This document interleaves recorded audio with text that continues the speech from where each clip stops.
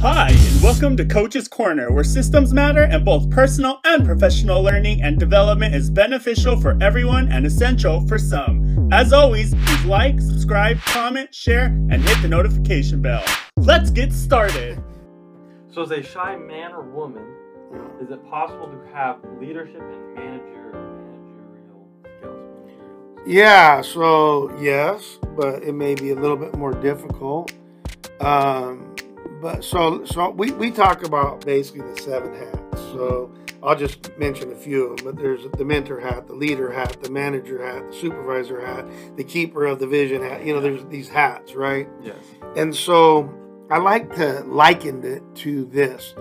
So when I was real young, I had a good friend who was a girl, and her dad was a pastor. And what he did all day long was to counsel people, right, about this and about that. And that's all he did all day long. And he couldn't do it with his own daughter. So she used to come over to my house and get counseling from my mom, right? So when you take a look at that, or there was another guy, man, he was a gardener. You could eat off the ground. This guy was so amazing. But if you look at his house, piece of crap. Because he's like, I do that all day. I'm not going to do it at my house. Or the same thing with the janitor. Right. Get everything spotless, so on and so forth. And then what happens is they won't do it for themselves, right? So I want you to ask me that question again, because I got off on a little tangent on some of my touch points. As a shy man or woman, can you have? Gotcha. So what is all that being said? That's kind of trying to say those people aren't doing it over here, but they did it over here. So if you're shy, yeah, that's going to be tough to be a leader, you know, but that doesn't mean that it's impossible. Right. And the other thing I say is that leader long-term. So as an example, I don't care how shy you are. We've talked about this with the Mothers Against Drunk Driver lady, whoever had that up, and I don't know anything about her. Right. Zero. But I'm telling you, she could have been the shyest person this side of the Mississippi. Right. But you mess with her kid, and now that gets thrown out the window. Or the other thing we've talked about is Batman. So he didn't like bats. He hated them. They scared the crap out of him. But then he jumped in the middle of them. So I think that maybe your art is a little bit less than somebody else's, meaning that you're shy in the leadership arena. Right. But that doesn't mean you can't become a great leader while you're being shy. Yeah. And one last thing I'll say on that is this. So when I would go and consult and, you know, or train in front of 100 people, 1,000 people, whatever, I'm pretty energetic and boom, boom, boom, you know, this, that, high, you know, whatever. But if you saw me at a party and it wasn't my job to do whatever, I'm in the back chilling, dude. I won't even talk. So people go, oh man, you're so energetic, you're an extrovert, you're all this. I'm like, dude, not really. Right. But that's my job. So I think it's the same thing with shyness. Yeah. Right? If you want to be a leader, you can do that. Yeah. You just may have to overcome some things. Got it. Don't worry. Should I be worried about not having a job yet? I'm 16 and would like to be an entrepreneur when I grow up. No. But I will go back to what I said earlier. Take each thing that you're doing serious, because you don't know what skills that God or whatever your modus operandi is in that world is teaching you along the way. So do your math great and amazing, because when you become an entrepreneur at 22, you may have to, you know, math may be a big deal for your business. You know, work ethic, working it through, problem solving, conflict resolution, how to do, I don't know. Right. But whatever it is, take it in all seriousness along the way. Now, if you ask that same question when you're 32, then there's a problem. And the only problem is not that 32-year-olds can't start. Yeah. You know, you can be 50, you can be 80, you can be 90. But probably you're in the realm of ready, or ready, set, right? Or in volleyball, bump, set. But you got to spike. You got to go do stuff. So no, I don't think that's bad, and I don't look at age as ever a restriction. You know, there's 80-year-olds that are starting to run marathons for the first time. Yeah. So yeah, age is not. That's a bunch of crap. Is a college degree worth the money for an entrepreneur? I don't think so. If you know you want to be an entrepreneur, I would rather that you go out and and either, you know, what I say, get paid to learn. So go under somebody, you know, that's, you know, that will mentor you. That's a good businessman. Yeah. Work with them, learn stuff, be inquisitive, do that because you're getting paid to learn. Versus, have you heard? I don't know the exact number. It's sickening. Have you heard the debt for our college students? Something trillion. Yeah. So Maddie, who you know, a close family friend. I don't know what she is, but she came into town. She was in, you know, we're in California. She went to college, and I think this is going to be her 5th year because she's getting her master's in Iowa, and it's like $50K or something. And they were paying because she was a track athlete, like for 80% of her stuff. I'm like, geez, many crackers. When I started teaching, I had zero debt. And that's another thing I used to tell people. I'm not saying Harvard's bad. I'm not saying all the Ivy League. They're not bad. But if you want to be a teacher, do you really need to go to all those? Because you can pretty much get a job where you want, you know, whether you went to Cal State Bakersfield or whether you went to BC and then, you know, or a junior college. I mean, right, it's the same degree in the end. So, yeah, I don't agree with that, nor would I do that. If I would not change what I've done in any way, shape, or form because it's best for me. Yes. But if somebody were to ask me and steer me, I'd say, man, get out there and either just start your own thing. You know, try to get a mentor with systems that can help you, but start doing your own thing or find somebody that they can pay you to learn, so to speak. And I think I think Jesus does that. Jesus, do you do that? He's our editor, right? I think he does that. I think he's learned a bunch from us. Right. You can let us know, Jesus. Yeah. What is the first thing you do anytime you wake up from bed, and has it been helpful since you started? Yeah, so before my feet ever hit the floor, I'm talking to Jesus. And yes, I think it helps a bunch, right? You know, I don't know what weird things can happen in the middle of the night, but, you know, I don't need to knock on wood because I'm just asking Jesus to protect my family, you know, help me, to, you know, different things of that nature. So, you know, for me, that's where it's at. If people aren't into Jesus, then, you know, whatever they do with Buddha or whoever that may be, or if you're just an atheist, then maybe a little mindset before you get out of bed or something like along those lines. But I think it's important to do something to just kind of get you focused, right? I call them triggers. Get you focused about, hey, I'm getting ready to get up. You know, there's a certain way I want to roll. Versus, you know, rolling out of bed, I have to go drink coffee. No, you can choose to drink coffee, but you don't have to. No, let's go now. Right? My wife says I sleep intense. I'm on go, baby. How do I surround myself with like-minded individuals if I don't know any? I want to be an entrepreneur mogul, but have no access to any like-minded individuals. So first of all, I like what the question is because they're right. Birds of a feather flock together. So that's the first thing. The second thing is that that's a bunch of bull. You know people. You just don't know you know them. So what I do is I use the analogy of a deck of cards. In a deck of cards, there's 2s, 3s, 4s, 5, half a dozen, 7s, 8s, 9, right? Yep. And then there's your face cards, right? So I know a lot of 2s. And what I mean by that is that they're worthless as tits on a board, so to speak, right? They're not motivated. They don't do anything. They don't care. But guess what? They know aces. Right. And I'm not saying I'm an ace, but I'm saying I'm at least a face card. Right.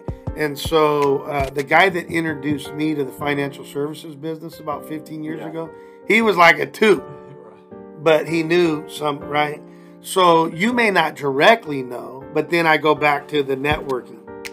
So you're saying you're putting the mask on yourself first and you don't know anybody. Right. Okay. So then what I would say is, okay, you don't know anybody. So who do you know? And go ask them who they know. That's a superstar. And then I used to go even further and I'd say, well, what classifies them as a superstar? And they would tell me, right? So if somebody told me about you and I didn't know you, I'm like, yeah, I want to talk to that kid. Because I know he's got discipline. I know he cares. I know, you know, you can't get to third in the nation at anything, including picking your nose, unless you're not working at it. Right? So I think that's not true. I think you may not directly know, but it doesn't, you may know 2s, 3s, 5s, 7s, 9s. They know ACEs. You just have to start quizzing them. You know, and usually the question I'll ask you, if you had to go get into a business with somebody or get somebody in your inner circle, who was the most go-getting dude you ever knew or woman that you knew, who would it be? Are you included? Yeah. Yeah. There you go. Right. Who would be your second? My grandma Cindy. Yeah.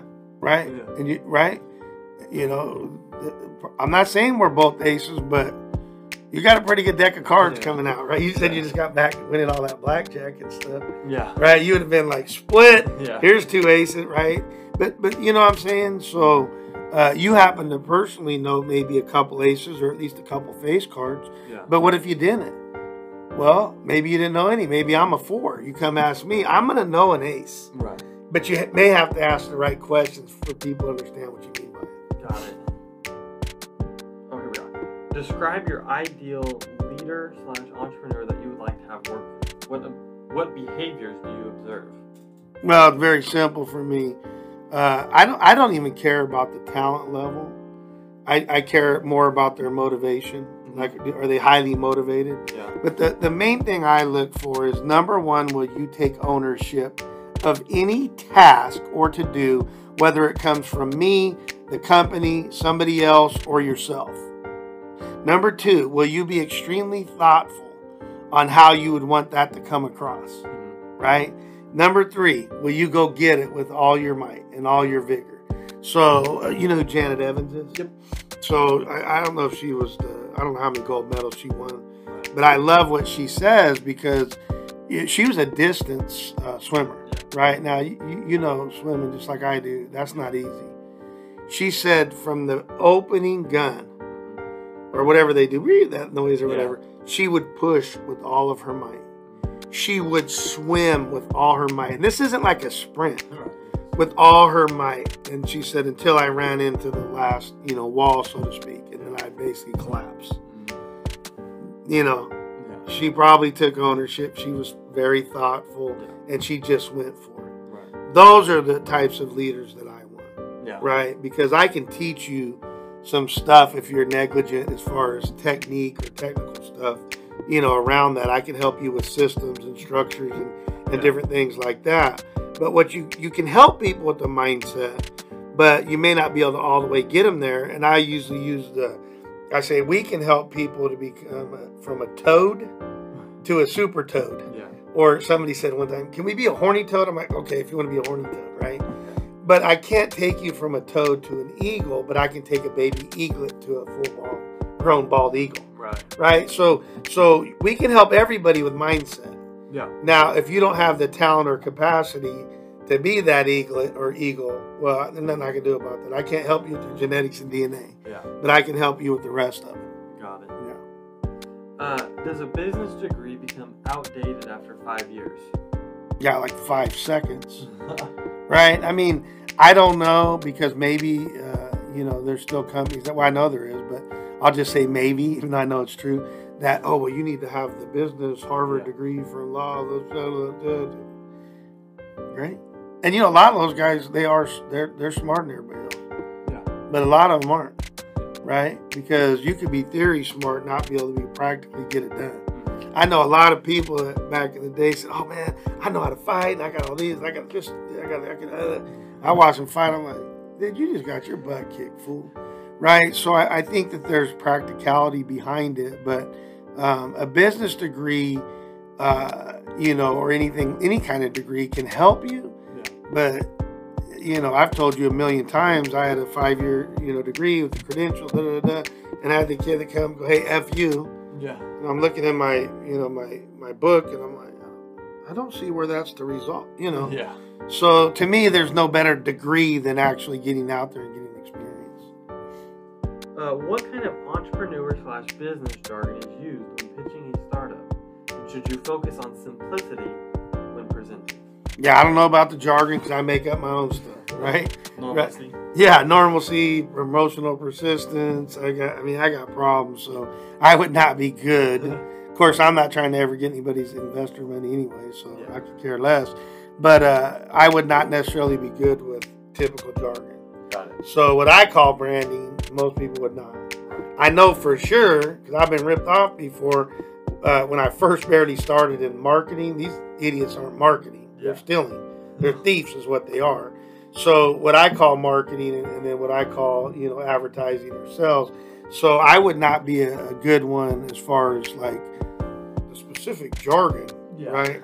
I may say the when I was supposed to say the. But the last part of the question was what? Should you focus on simplicity when presenting? Yeah, I mean, absolutely, right? Get the point across. As a man thinketh, so he is. Yeah. Now, I can say that in a paragraph, but I can also say, as a man thinketh, so he is. Right? So I always think that, people will tell me sometimes that I fire hose them. They're drinking from the fire hose. Yeah. And I'm like, well, it made sense to me. I thought all that was crucially important. Yeah. Right? So, you turn on the water and you take a sip, and I'm fire hosing them, whatever. Right. But because, I'm analytical, my brain goes, right? But I think, simple, but also comprehensive. It's kind of my mantra personally, make it comprehensive and simple. Our systems are so simple that anybody can follow them, but they don't know behind the scenes it took a lot of complexity to get it there. Right. Like an engine. Yeah. A lot of stuff has to come together for that car to turn on. As an entrepreneur, someone that's been established, do you think it's a good idea to have two separate phones, one for personal use and one for your business? Again, I think it's to each their own. So I have both right? I've got 42 phones with all the businesses, 703 emails, 17, this partridge in a pear tree. But I have my phone, which is my direct cell, and it's out there on the internet as well, just my direct cell. Because that's how I do things, especially when it comes to the collectible business. I don't want anybody's, I want to talk to those people, right? So on and so forth. So I've seen it both ways. My wife, she has one phone, but two numbers. One that her business pays for, and the other one, right, which is weird. And a lot of times that's what we have. I may have 702 whatevers, but it's funneled to one spot. So, I mean, I think, tomato, I will not carry two. I don't even want to carry one phone around, other than it's the lifeblood of everything now. But I for sure don't want to carry two phones around. So for me, no on the two phones, and definitely no on the two phone numbers. Or if it is 2 or 200 phone numbers, it needs to be funneled back to one. Make it simple. What would it take for you to agree? What would it take for you to agree to be someone's mentor? Just ask, right? I mean, I'm gonna go through my vetting process because I don't believe in wasting my time or the person's time. Yeah. And if you don't have what I would consider to be a coachable mindset and understand that systems and structures are important, or you're a donkey, then I'm gonna be like, thank you for asking, I appreciate you, and good luck to you. Right. We had a lot of people that would ask, will you train me? No. Will you train me? I'm like, dude, we're already training 4 hours a day. We had other people where, if you could fit into what we're doing without, messing up his big picture, then great. So, I always say with questions like that, ask. And if they tell you no, say, is that no never, or is it no not right now? Right. That's my famous line, And if they say no never, then I go, what a donkey. Right? Yeah. Because I would at least, if I couldn't mentor them, I would hook you up with somebody that can at least try to probably help them. Got it. What do you think the survival rate is on entrepreneurship? I don't know. It's very low. It's just like, business owners. I don't know what the exact statistics are because to me it's all negative. I stay away from negative stuff. So I don't listen to the news or different things like that. And it's not that I don't see negatives. Reason I'm a great troubleshooter is I see a lot of trouble. But as I said last time, I'm going to turn lemonade into lemons, right? I'm dyslexic and everything. But to me, it's a matter of, can you repeat that question? Yeah, what do you think the survival rate is? Yeah, I think it's very low. I don't know percentage-wise, but what do they say that 7 or 8 out of 10 businesses fail within the first year? Oh, is it? Yeah, first year. Yeah, and that's probably right. And I think they fail for 3 reasons. They have a crappy mindset, they don't have structured systems, and or they're a donkey.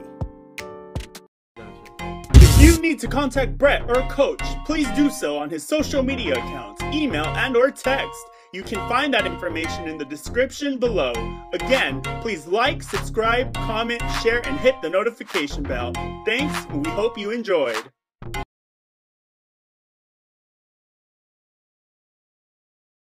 The Systems Master, Time Hacker of the Year, and for multiple years to come. As he said multiple